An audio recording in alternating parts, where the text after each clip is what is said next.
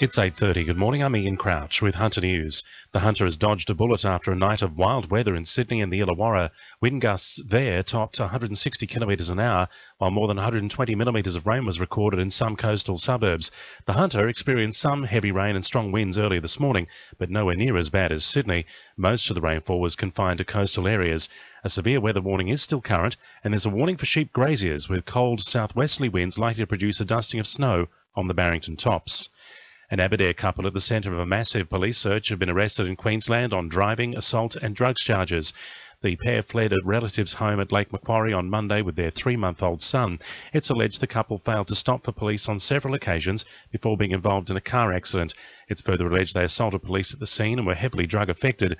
Blake Clifton from Police Headquarters says the couple has been refused bail to face court today. About 9 o'clock last night, Queensland Police located the family after they were allegedly involved in a motor vehicle collision in Warwick in Queensland. As a result of that collision, a woman was taken to Warwick Hospital with minor injuries. A 32-year-old man and a 20-year-old woman were arrested by Queensland Police. The 3-month-old boy was taken to Warwick Hospital for observation. The Australian Workers Union will seek more details on leaseback plans being considered for the One Steel plant at Mayfield. REM is looking to sell part of the site and lease it back, using the expected $100 million proceeds to pay down debt.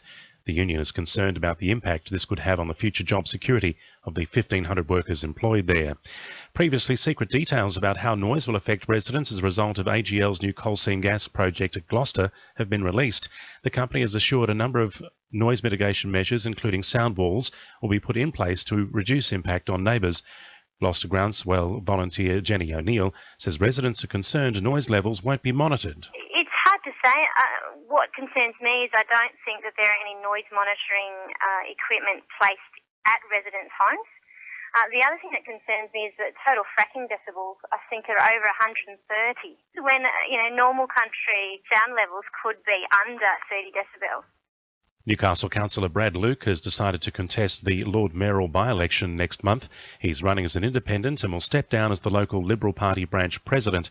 There are currently 6 people in the race for the city's top job, including former councillor Aaron Buman, who's also running as an independent. Nominations close at midday today. Parents with teenagers are being asked to take part in an online survey into teenage drinking habits in the Hunter. The results will be used by researchers from the University of Newcastle and Hunter New England Health to create resources to help parents tackle the issue of teenage alcohol abuse. Lead researcher Dr. Connor Gilligan says parents with children aged 12 to 17 are encouraged to have their say. So we've got lots of ideas based on, evidence and talking to other parents in the past about what we think might work and what we'd like to offer parents. But what we're doing is kind of giving parents some suggestions and asking them for their opinions about, is this something that you would engage with?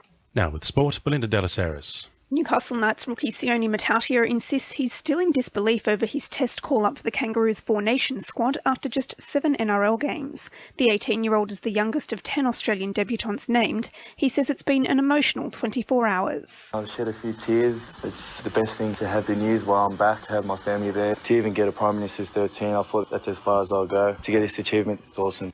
Matautia joins Knights teammate Beau Scott and Maitland junior Greg Bird in the lineup. Norths defender Matt Dawson is on a high after being one of 5 rookies named in Australia's preliminary 27-man side to contest hockey's Champions Trophy series. He'll head to Perth on Saturday for 3 weeks of intense training to determine the Kookaburra's final 18. And Maitland Blacks junior Nick White has been named on the bench for the Australian men's rugby union team when they take on New Zealand at Suncorp Stadium this Saturday. That's sport. I'm Belinda Delas Harris. To NURFM News Time 26 to 9.